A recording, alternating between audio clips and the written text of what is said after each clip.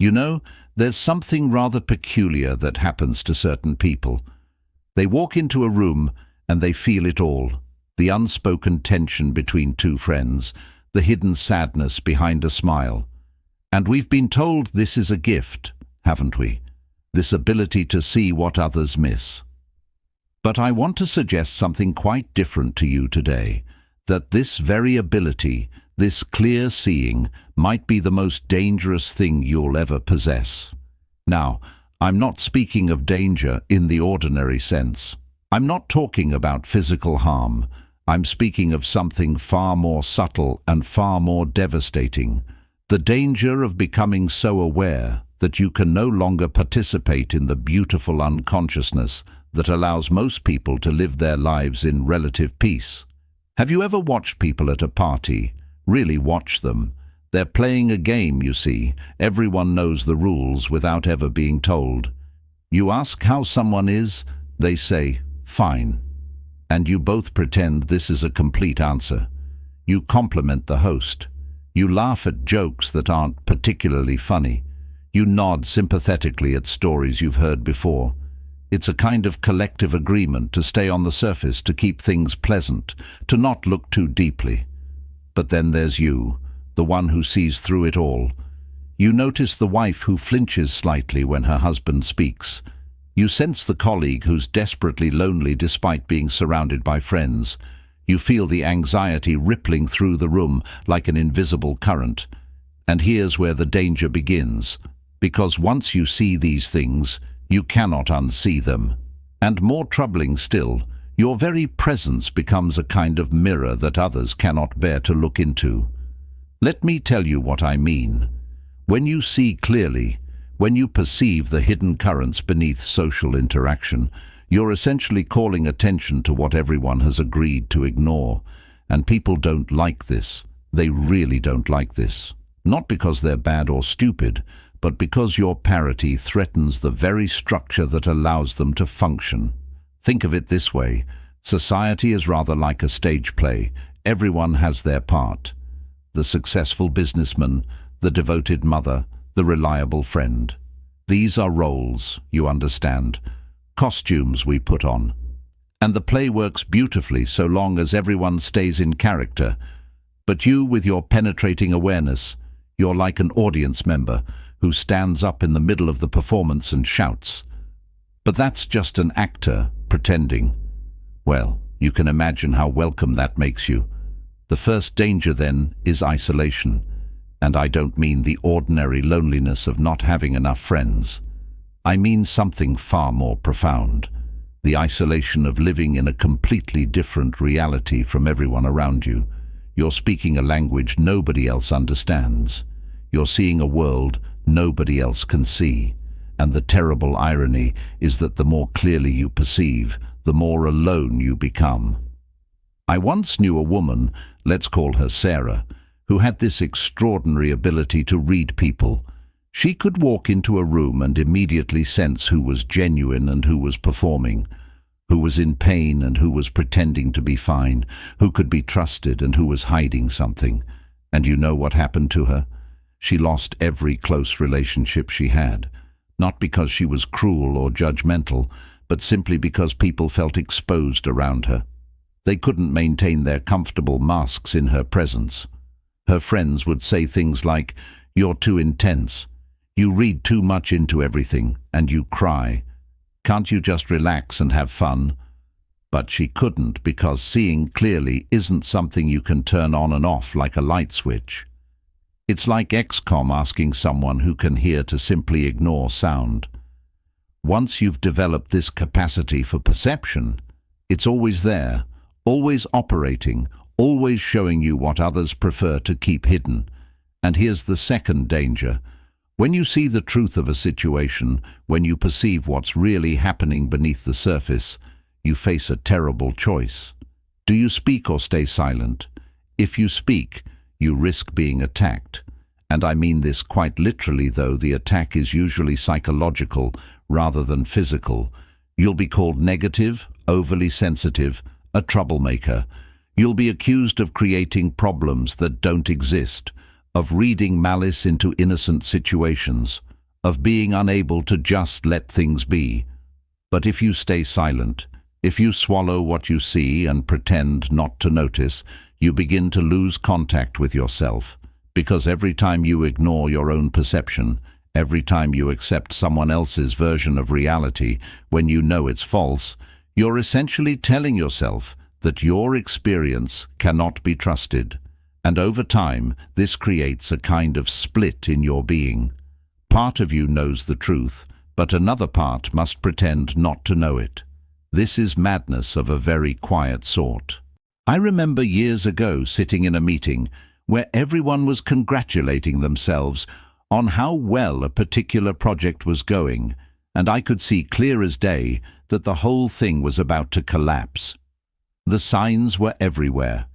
The forced enthusiasm, the avoidance of certain topics, the way people's eyes would slide away when difficult questions arose.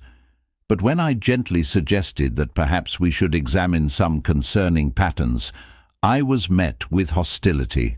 Not argument, mind you, not reasoned disagreement, pure defensive hostility. And this brings us to the third danger, the most insidious one.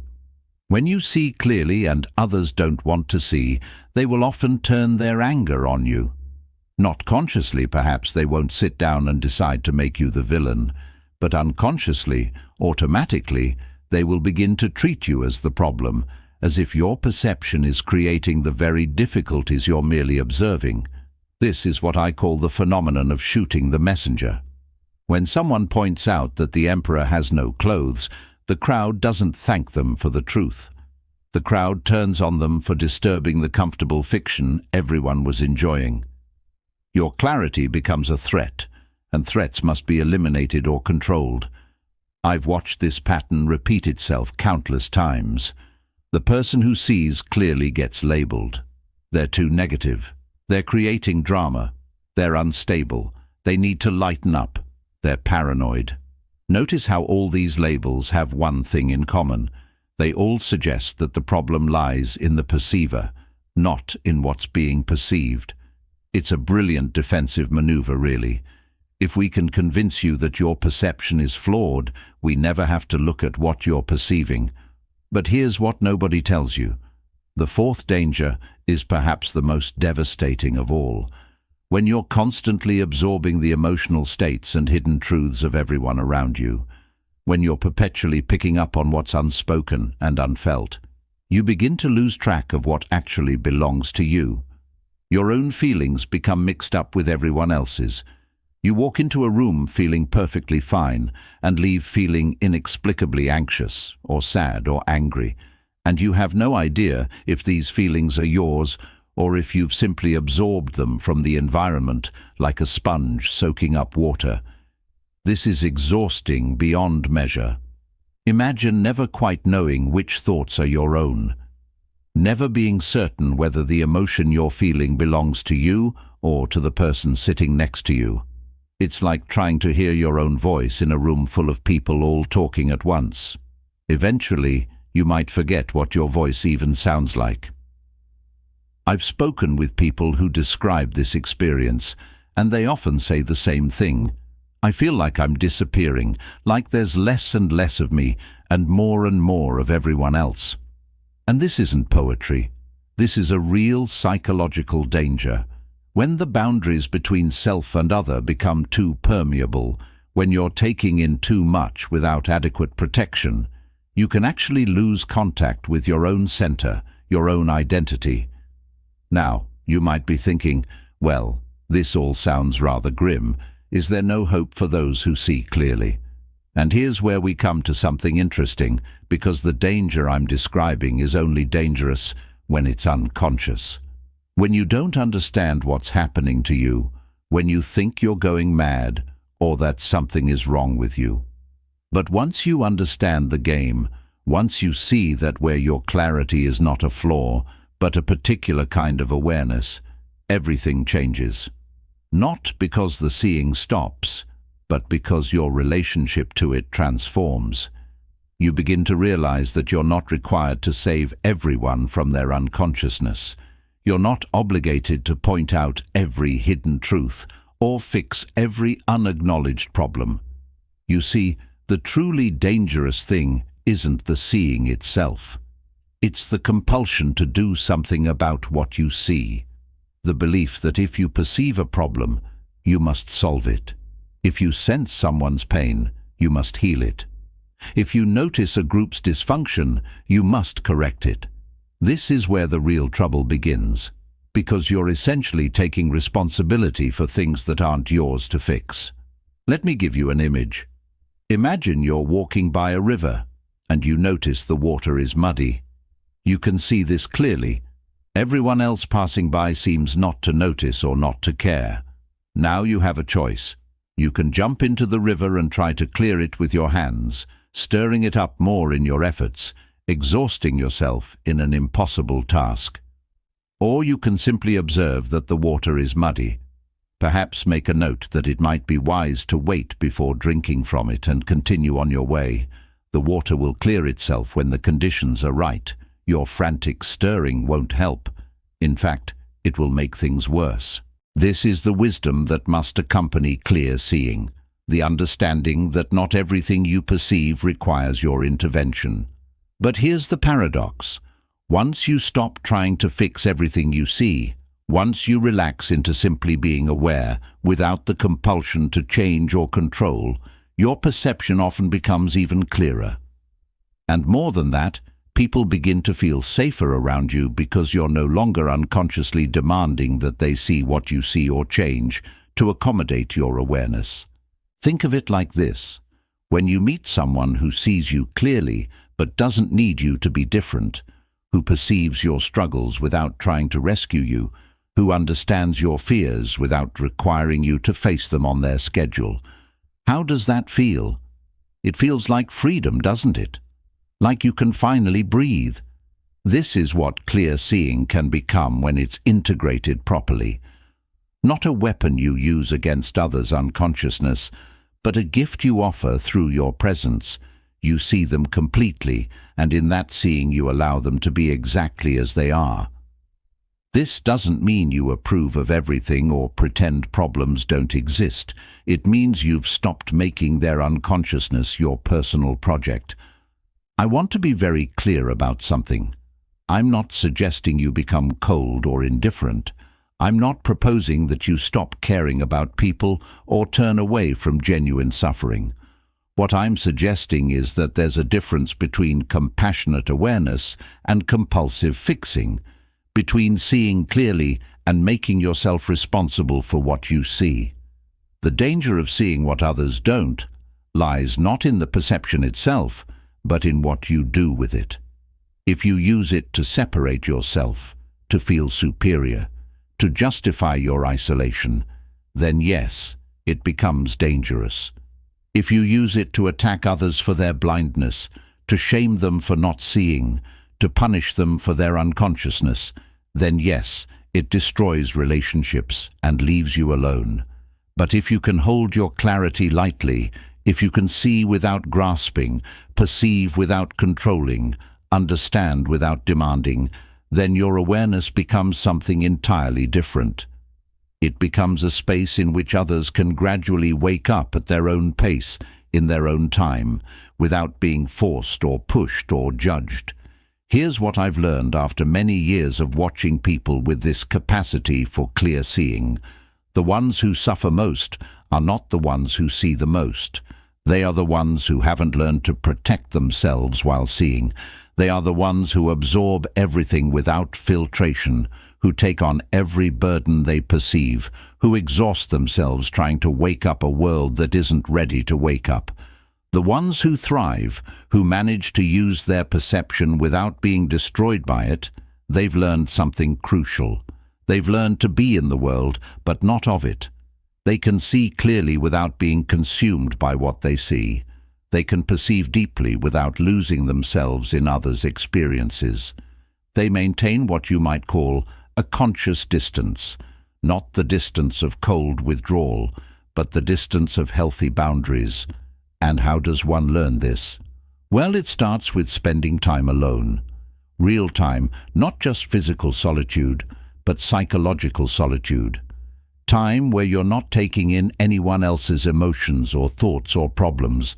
Time where you can settle like that muddy water we talked about until you can see clearly which feelings are actually yours and which ones you've been carrying for others. It continues with learning to trust your perception without being controlled by it. Yes, you see that your friend's marriage is in trouble. Yes, you sense that your colleague is deeply unhappy. Yes, you feel the dysfunction in your family system. All of this may be absolutely true. But the question is not whether you see it correctly. The question is what you're going to do with this information.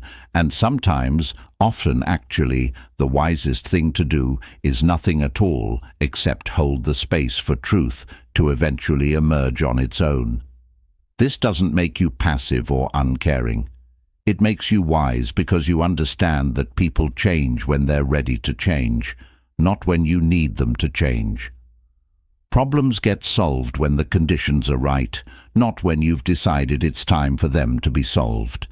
And consciousness develops at its own pace, which is almost never as fast as you'd like. So here we are at the heart of it. The danger of seeing what others don't is real.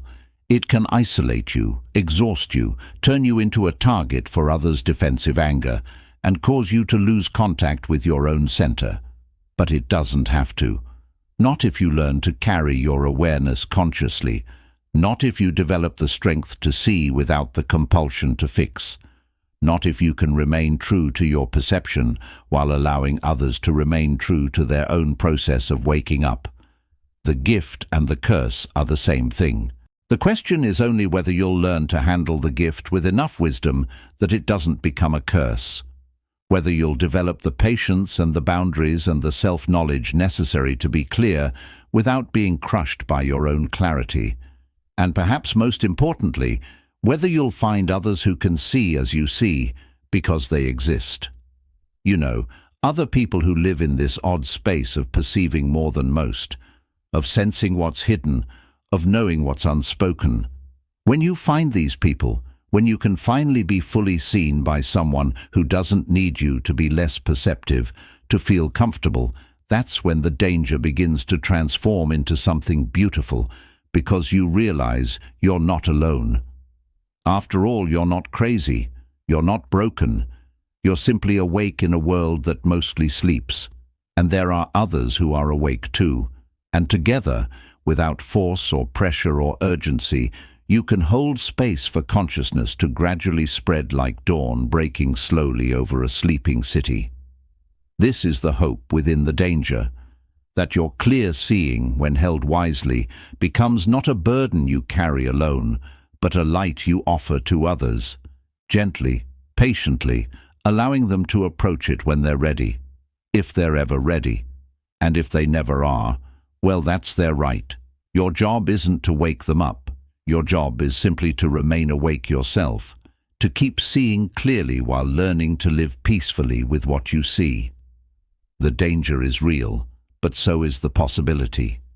The possibility that you learn to be conscious without being consumed, that you'll see deeply without drowning in what you perceived, that you'll carry your awareness as a gift rather than a curse.